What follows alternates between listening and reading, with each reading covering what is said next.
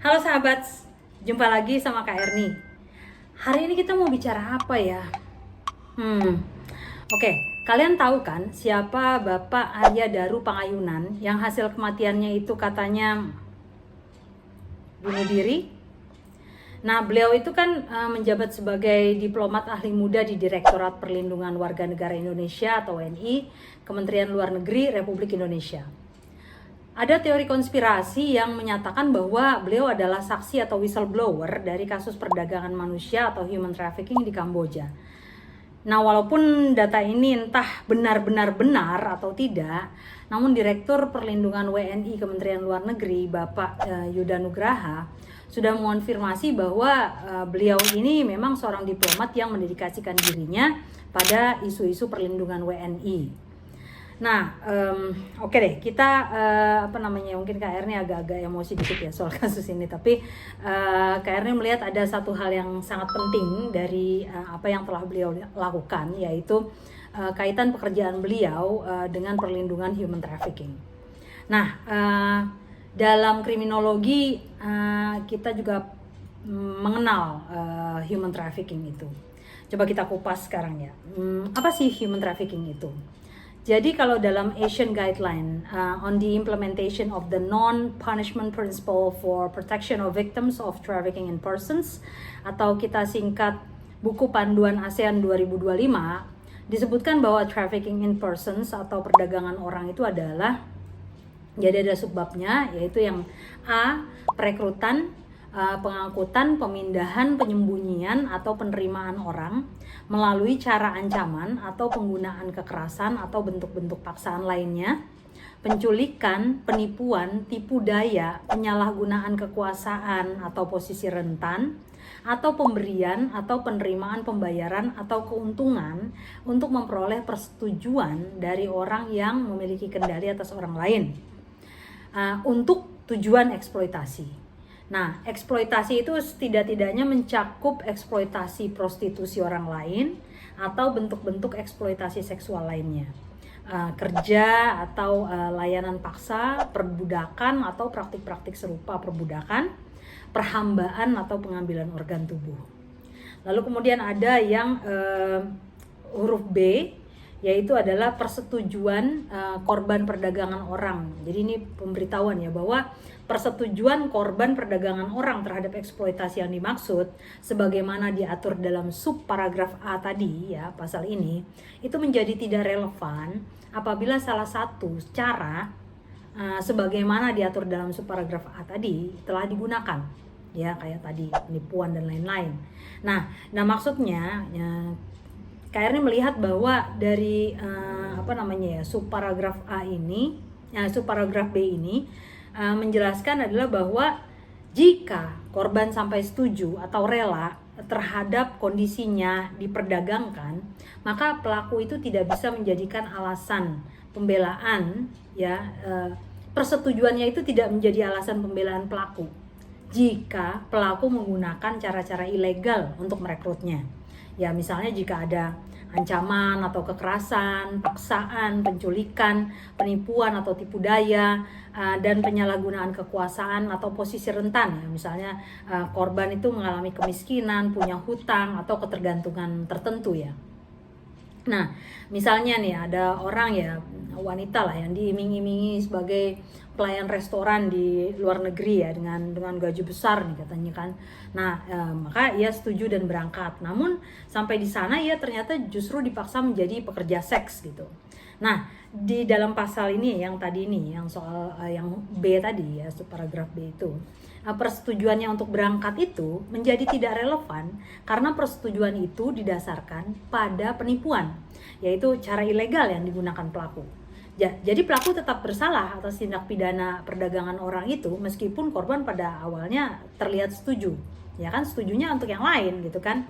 Nah, jadi pasal ini tuh sangat penting untuk melindungi korban yang mungkin terlihat setuju karena tidak punya pilihan lain, takut, atau sudah dimanipulasi.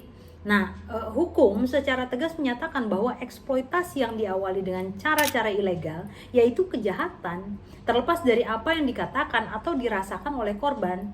baik sebelum atau sesudahnya ya. Korban bilang, oh enggak kok, saya enggak ditipu. Padahal nggak bisa, cara-caranya aja udah mengacu pada kejahatan ya. Nah, yang di subparagraf C itu tadi kan kita bicara eksploitasi ya, maka bicara juga mengenai usia, yaitu perekrutan, pengangkutan, pemindahan, penyembunyian, atau penerimaan seorang anak untuk tujuan eksploitasi harus dianggap sebagai perdagangan orang, bahkan jika tidak melibatkan cara-cara sebagaimana diatur dalam subparagraf A pasal ini. Itu. Dan D, anak itu adalah orang yang berusia di bawah 18 tahun. Ya. Jadi di bawah 18 tahun itu anak, dan anak tidak bisa diperdagangkan walaupun dia sepertinya setuju gitu atau orang tuanya gitu kan, tetap aja anak itu tidak boleh. Nah, coba kita lihat bagaimana sih perdagangan orang ini gitu, data-data di Indonesia dalam 5 tahun terakhir ini gimana. Kalau yang Kak Erni lihat itu dari SIGA Kemen PPA, Nodet ya, menunjukkan bahwa di 2020 terjadi perdagangan manusia itu anak 216 anak, perempuan dewasa 196 orang, sehingga totalnya adalah 412 orang. Di 2021 anak itu 404 orang, lalu kemudian perempuan dewasa 272 orang sehingga menjadi 676 orang, jadi naiknya. Nah di 2022 anak itu 219 orang, perempuan dewasa 255 orang sehingga menjadi totalnya 474 orang. Nah di 2023 anak itu 206 orang, lalu perempuan dewasa 235 orang sehingga menjadi totalnya 441 orang. Dan di 2024 anak itu 220 orang, perempuan dewasa 240 orang sehingga menjadi 460 orang. Jadi dari sini kita lihat bahwa data menunjukkan kenaikan di 2021 lalu menurun hingga 2023, meningkat lagi di 2024. Nah, perlu diingat ya, data itu meningkat atau menurun tuh punya dua kemungkinan, tapi ya kita berharap itu benar ya. Pertama, memang terjadi peningkatan dan penurunan secara nyata ya. Nah, kedua, kalau salah satu pengajar KRNI bilang tuh ya, bisa jadi laporannya yang meningkat atau menurun. Jadi peningkatan itu bisa jadi karena orang lebih berani melaporkan kasusnya pada tahun itu, ya kan gitu. Nah, jadi ya begitu, tapi anggaplah bahwa peningkatan ini dan penurunan ini nyata ya. Nah, berarti dapat dilihat bahwa di 2024 kasus human trafficking itu meningkat lagi tuh gitu. Tapi itu baru anak dan perempuan dewasa ya, di data itu belum ada hitungan pasti itu mengenai korban laki-laki. Padahal kalau dalam pikiran KRNI ya hampir mungkin laki-laki itu akan lebih banyak jumlahnya, karena mereka kan yang biasa merantau dan mencari nafkah, mereka kan breadwinner-nya ya dalam keluarga. Jadi mereka yang ya pasti lebih banyak lah gitu kan ya. Nah oke. Nah, sementara di 2025, dalam Hakiki 2025 tuh disebutkan bahwa kasus TPPO pada semester 1 tahun 2025 sampai 15 Juli ini aja udah total tercatat 281 orang dengan korbannya 404 orang. Tercatat 281 kasus dengan korban 404 orang. Ya, jadi udah sekian ratus orang di pertengahan tahun ini aja. Jadi KRNI yakin ini meningkat. KRNI nggak tahu 281 kasus itu apakah anak atau wanita, kan kayaknya pasti ada laki-lakinya juga gitu. Jadi in total wah sebenarnya jumlahnya luar biasa ya. Nah, dalam bagaimana sih sebenarnya negara kita ini sudah melakukan perbaikan upaya peningkatan keamanan lah gitu bagi orang-orang yang akan kerja di luar negeri. Nah, jadi bagaimana ya kira-kira pemerintah kita ini sudah melakukan perbaikan dalam mencegah dan menangani kasus-kasus perdagangan orang ini.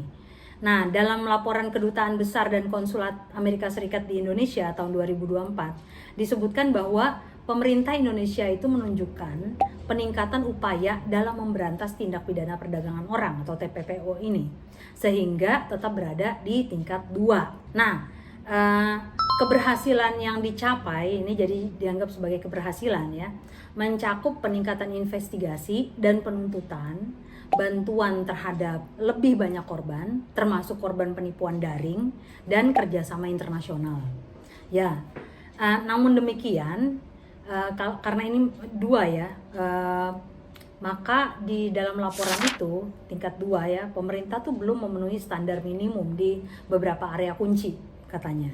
Jadi disebutkan bahwa upaya untuk mengawasi sektor berisiko tinggi seperti perikanan dan kelapa sawit itu masih terhambat oleh kurangnya sumber daya serta adanya korupsi dan keterlibatan pejabat. Jadi itu sangat menghambat. Selain itu, belum ada standar operasional prosedur nasional untuk mengidentifikasi korban yang secara proaktif. Akhirnya ini menghambat perlindungan, terutama bagi korban laki-laki. Nah, ada kelemahan sistemik lainnya. Jadi itu ada kelemahan sistemik ya di dalam laporan konsulat AS itu.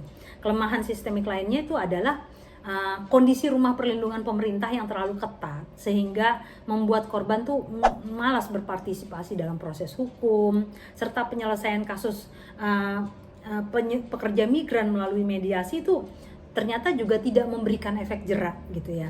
Jadi orang ya KR nih bisa bilang apa ya, bagaimana orang tidak jerah ya untuk ke luar negeri, tapi oke lah gitu. Jadi ini salah satunya kenapa ada kelemahan sistemik ya di dalamnya untuk mencegah orang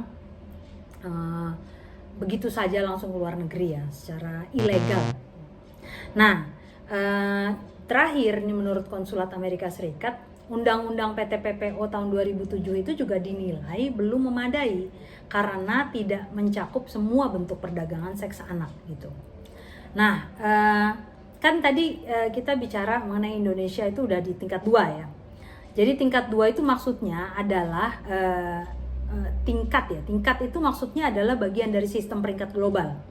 Dibuat oleh Departemen Luar Negeri Amerika Serikat dalam laporan tahunan tentang perdagangan manusia atau Trafficking in Persons Report gitu.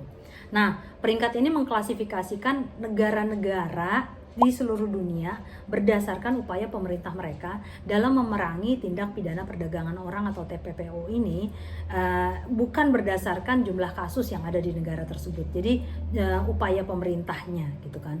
Nah, peringkat ini berlaku untuk semua negara di dunia dan dibagi menjadi beberapa tingkatan ya. Tadi kan makanya ada tingkatan ya. Nah, yang tingkat 1 yaitu pemerintah negara ini sepenuhnya memenuhi standar minimum TVPA ya. Ini adalah peringkat tertinggi. Apa TVPA itu? Trafficking Victims Protection Act ya. Jadi ini ya peraturan ya untuk perdagangan orang ya. Nah, di tingkat 2 pemerintah itu belum sepenuhnya memenuhi standar, tetapi melakukan upaya signifikan untuk memperbaikinya. Nah, ada juga tingkat 2 daftar pantauan atau watch list ya. Di sini adalah variasi dari tingkat 2. Di mana negara ditempatkan di sini jika jumlah korban, misalnya ya, jumlah korban perdagangan manusia sangat signifikan atau meningkat, dan negara tersebut gagal memberikan bukti adanya peningkatan upaya dari tahun sebelumnya. Tapi negara tersebut berkomitmen untuk mengambil langkah-langkah di masa depan. Nah, jika sebuah negara berada di daftar pantauan ini, watchlist ini selama 2 tahun berturut-turut, itu biasanya akan diturunkan ke tingkat 3. Nah, tingkat 3 ini apa? Pemerintah tidak sepenuhnya memenuhi standar, memenuhi standar minimum dan tidak melakukan upaya signifikan untuk memperbaikinya. Jadi ini adalah peringkat terendah ya, dan dapat mengakibatkan sanksi nih dari Amerika Serikat. Seperti misalnya pembatasan bantuan non kemanusiaan gitu, itu pengaruh.